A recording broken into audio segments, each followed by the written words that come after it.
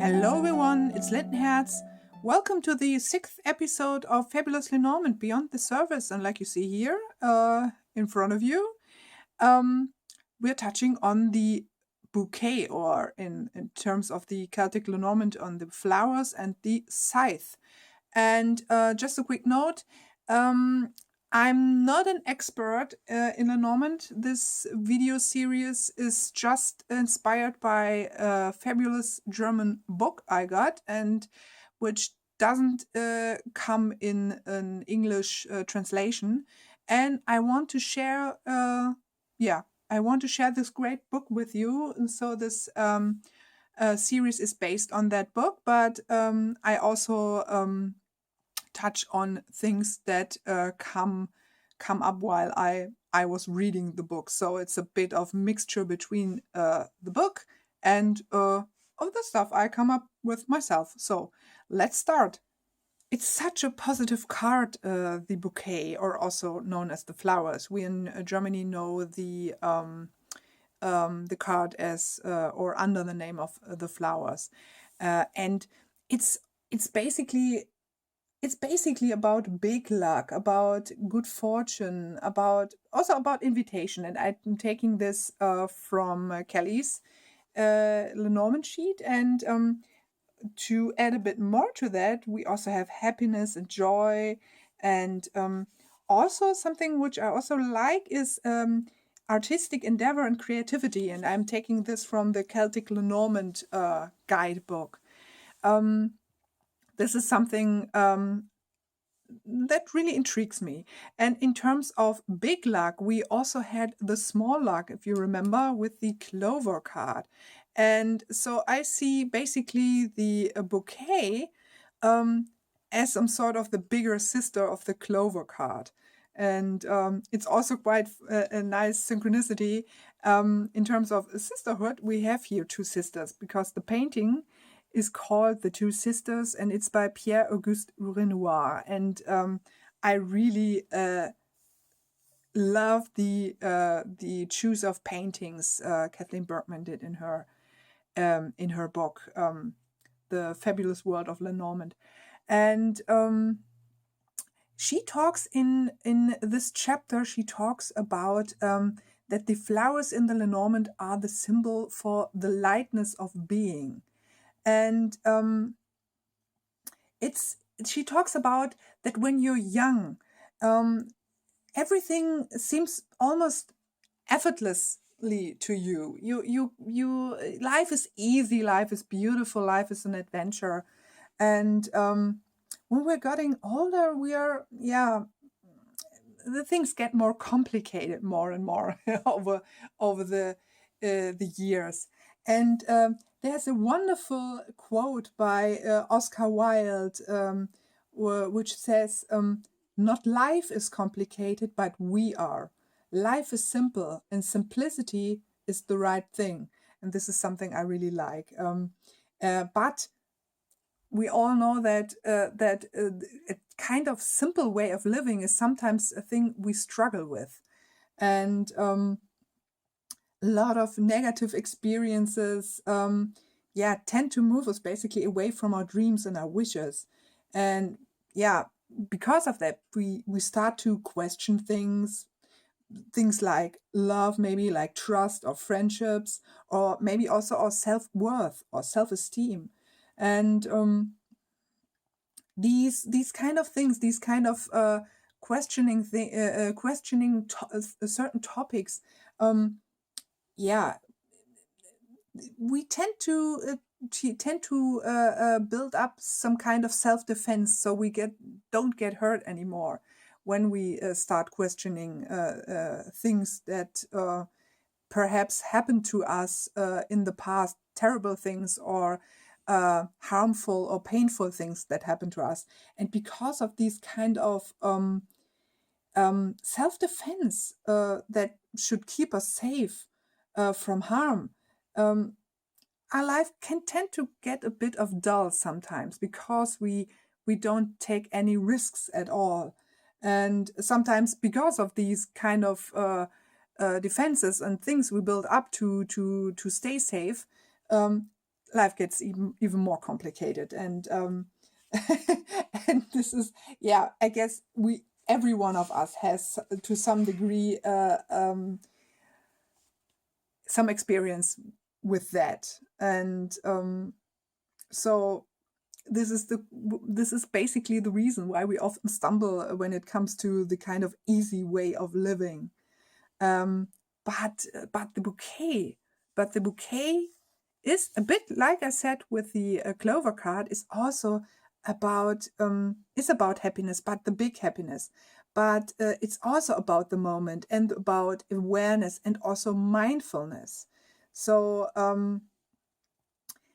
like being aware of the small happiness by the wayside within the clover card, um, being mindful towards, yeah, basically everything is sometimes the key to happiness and also to contentment. And there are a lot of a lot of books out there in terms of also of mindfulness as being the key to happiness or contentment. And one of the books I would really recommend for this is a book by Matthieu Ricard, and he has a book about happiness basically. And I guess the title is something around that. I know in German it's called happiness or Glück, basically. And I will try to find it and link it in the description box so you can look this book up. But I also touch on that topic in terms of books in one of my, I guess, the Lenormand video that has, I guess, I don't know the day for which day it was, but the topics were certain were the book card, and where we should talk about books that we should want to read. And I'm touching on that topic in this video, also on that book in this video. Yeah, but this is something which you find it everywhere, basically. This kind of mindfulness that should be the key to happiness in various forms, in perhaps in books, in sometimes the adult coloring books are also circling around the topic of mindfulness. And it's certainly a topic that is of course was always up to date, so to speak. But I guess at the moment we are in a time where this gets more and more in the focus, and this is really something I like. You could also say, okay, there are certainly some people that want to make money with it. I'm quite sure with it, but nonetheless, the topic is the spot is on mindfulness. The spot is on the key to get more contentment in your life, and this is basically a quite good thing, I think. In the fairy tale by Hans Christian Andersen, The Snow Queen, flowers also play an important role, in this case, the rose. And in this fairy tale, there are two children named Gerda and Kai, and both are quite often playing amongst roses. And yeah, as you know, probably this fairy tale, Kai suddenly gets kidnapped by the Snow Queen, and his heart starts to turn into an ice crystal, into ice basically. And Gerda does everything to set him free, but she also met a lady during this during her search for Kai. And in this lady's garden, she is also amongst flowers and also amongst roses at the end. But in this fairy tale, it's all about the healing powers, of course, also which flowers have. And this is something which we all know also in modern therapy, or also in alternative therapies like Bach flower therapy, for instance. And of course, something which is also plays a very important role is not only the flowers in terms of how they smell, possibly, or what kind of good and positive things they can do for us in terms of their mm, ingredients. I don't have a better word for that, but also in terms of their colors. And it's also quite interesting that the old Egyptians had, in terms of color, they had temples for healing, which were basically color temples, where sick people were treated with color, basically. So also we all know that when we come into certain rooms, that dark colored rooms tend to we feel a bit like under pressure a bit, and within a kind of pastely colored room, we start to feel more free and can breathe more easily. And this is quite interesting, that this kind of treatment is basically such an old one. And we are also knowing this kind of in a modern way within aura soma, but I can't tell so much, not so much about aura soma, but just in terms of also color treatment, I know it plays an important role. But what is also quite interesting, Kathleen Brockman, like Chloe McCracken in her book, comes also up with the term creativity for the flowers. So she tells about playing out our talents and the joy that we have when we do the things that makes us happy.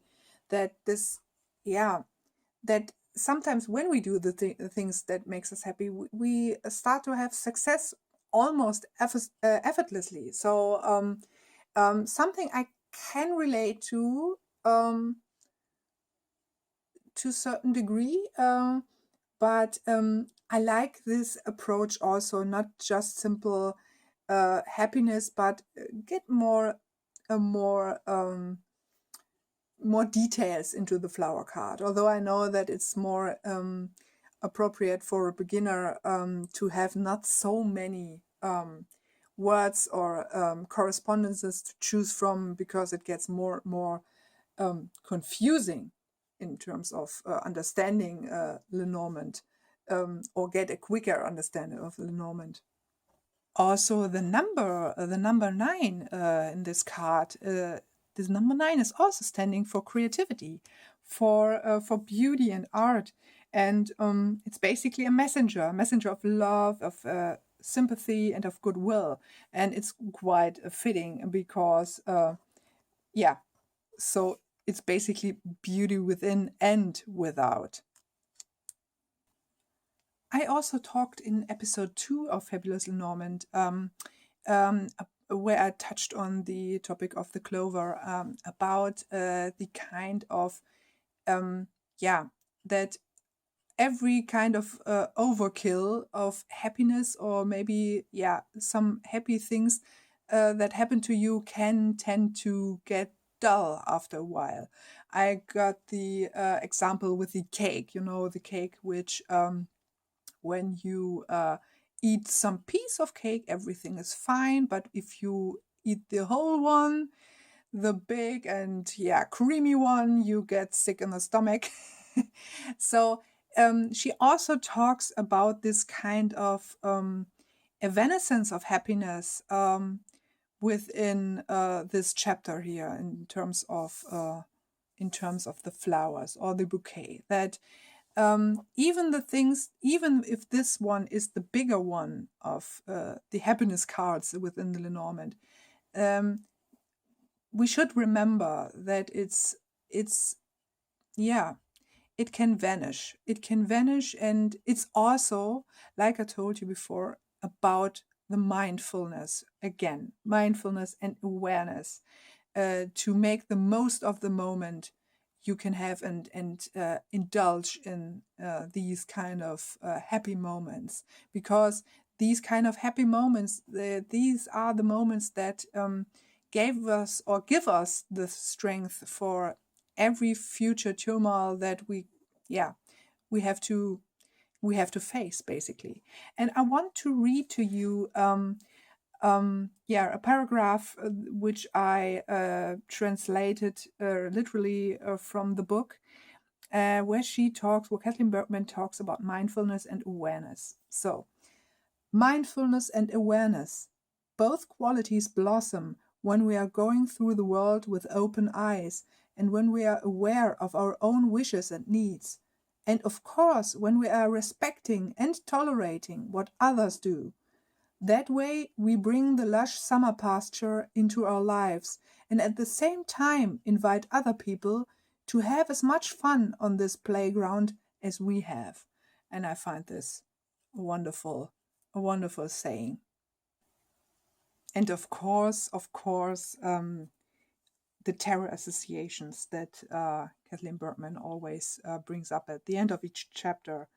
And so we have, when we come to tarot associations, where we find the meanings of the flowers within certain cards, she comes up with the Empress for healing powers, for creativity, for beauty, basically. We also have for the awareness and mindfulness, and also gratitude and contentment, we have the Hermit. We have for kind of sharing the abundance, and coming to this kind of place of abundance, we have, of course, the World. We have also joy and fun, and also respect for others within the Four of Wands, or here the Four of Rods. But of course, like I told you before, the downside, or every overindulgence, can lead to not the positives, the positive human traits, so to speak. So, like within the Nine of Cups, if you have too much of everything, you get a bit arrogant, at least. So also here we have the downside of it. So that was everything about the flowers. Well, after the luscious flower card,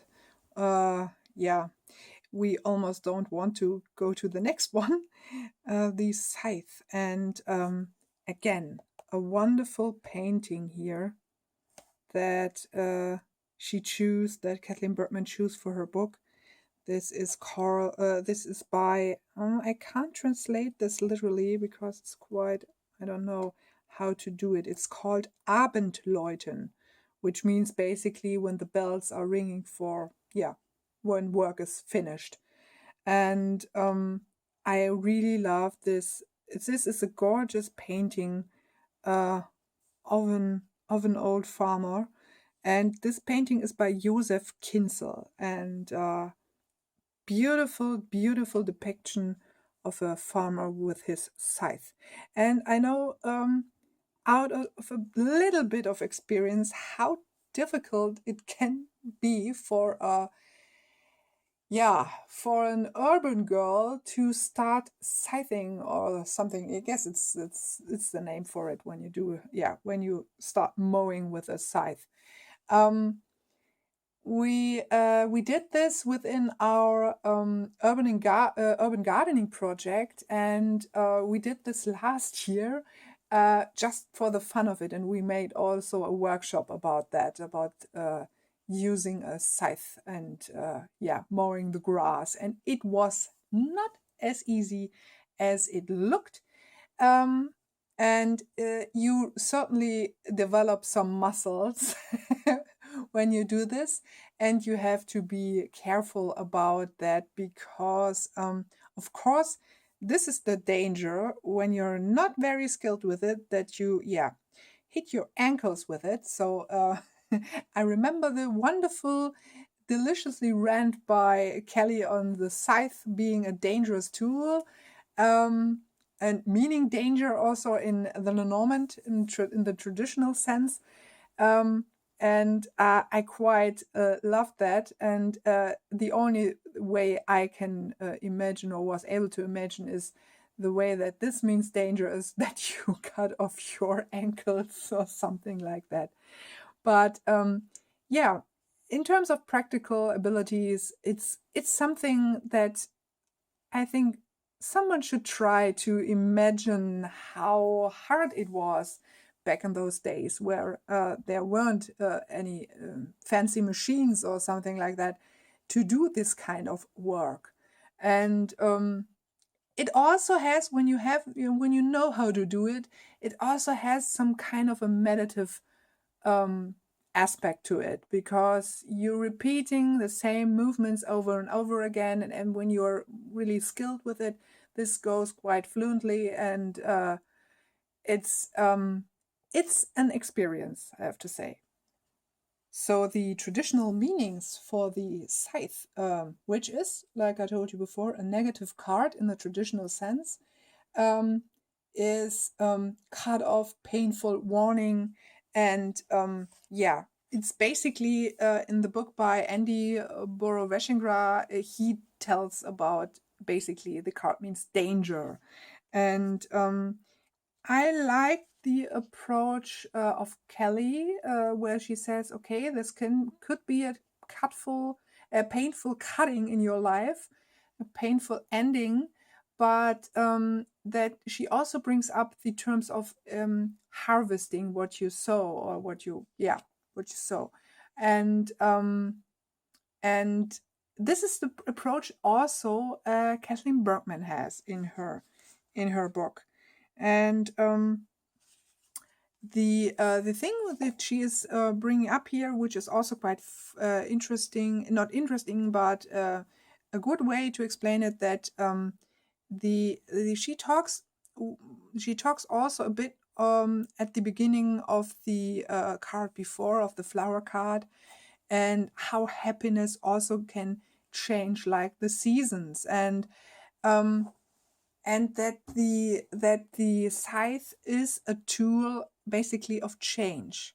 Can be unexpected, can tend to be an unexpected cut in one's life, that some might see as kind of stroke of fate, but she tries to move away the scythe from being seen as this kind of tool with the kind of Armageddon effect.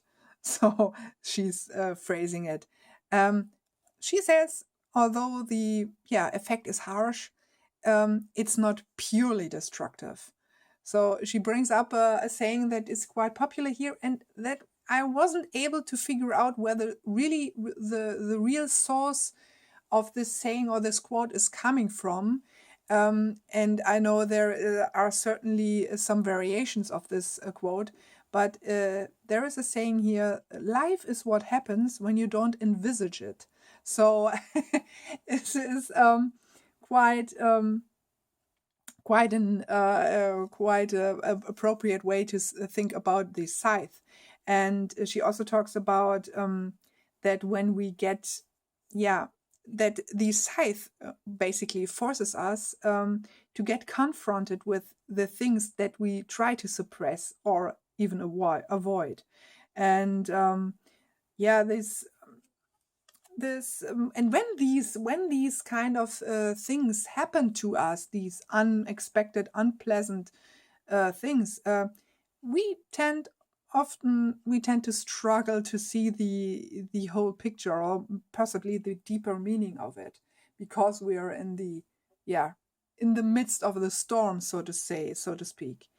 But she talks also, Kathleen Bergman talks also in terms of these kind of cuts. She talks about karmic lessons or karmic life lessons, and that these karmic life lessons brings us to throw preconceived ideas of our lives overboard, and start to arrange with this new situation or the new status quo, so to speak. It was quite interesting to discover that the scythe doesn't play a role within fairy tales at all. So Kathleen Bergman came up with a tool that embodies certain aspects of the scythe, like sudden changes, sudden unpleasant changes that quite happen often in within fairy tales. So she came up with a spinning wheel, and we all know certain fairy tales where spinning wheels play an important role, like of course the Sleeping Beauty, and I will say the German title of that fairy tale, Rumpelstilzchen, and also of Mother Hulda or Frau Holle. She also talks about, when she comes back to the scythe, that the scythe basically can cause good and bad things. So both as well. So and she almost personalizes the scythe as if the scythe knows our weak spot. She also talks about the condition of our mind, in which condition our mind is in. So only when the door is open, something can enter, good or evil. And she brings up a very famous example for that, and that is Faust by Johann Wolfgang von Goethe, where Faust sells his soul to Mephisto, the devil, basically. And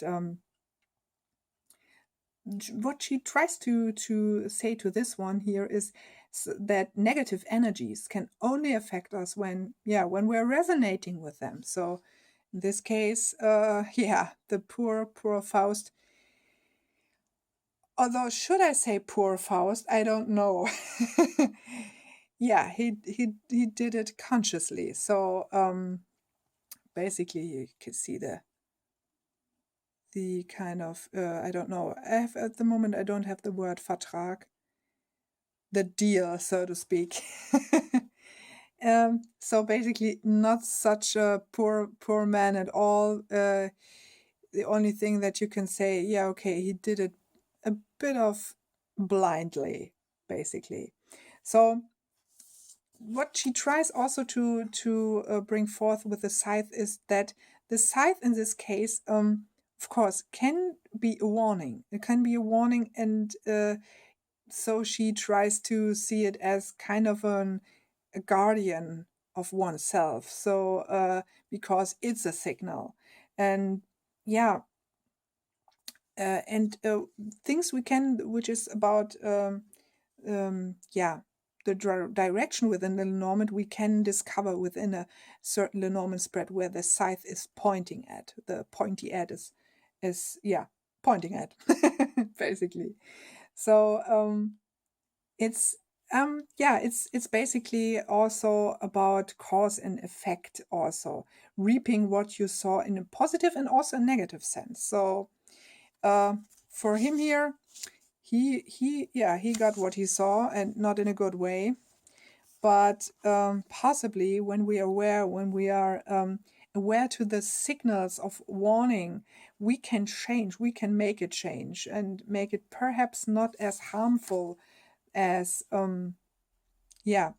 as it might be. So it's basically a warning, and it's a saying like act as long as it's possible. In numerology, the 10 is basically based on the 1. So the 1 was the rider in this case, but this one here, this baby here is much more, much more aggressive, and it comes more sudden and has a certain unpleasant character to it in comparison to the rider. And when we finally come to the terror associations, which card couldn't it better than the Tower, of course. When we come to the negative one, the Tower, for kind of a surprised shock, for correcting one's life in a new direction. But we also have the Wheel of Fortune, like I told you, with the spinning wheel. And the Wheel of Fortune is about karmic lesson and this kind of cause and effect principle. And a turning point, basically. We also have the Knight of Swords. The Knight of Swords, in this case, for aggression and for turmoil, basically. And finally, the positive side of it, we have what we find within positive side of the scythe. We find within the Three of Cups. In this case, I try to do it this way. This Three of Cups for harvest, for reward, basically. No? You're reaping the reward of your labors, of your effort. And also it stands also for a fertile phase in one's life. So that was everything about the scythe and about the bouquet or the flowers. I hope you liked it. As I told you, this video series will be continuing into April because of, like I told you before, because of all the work that is is part of every episode, or it's basically part of every episode. I'm lacking of words now after so much rambling. So you will have to, or you can enjoy the series further in April.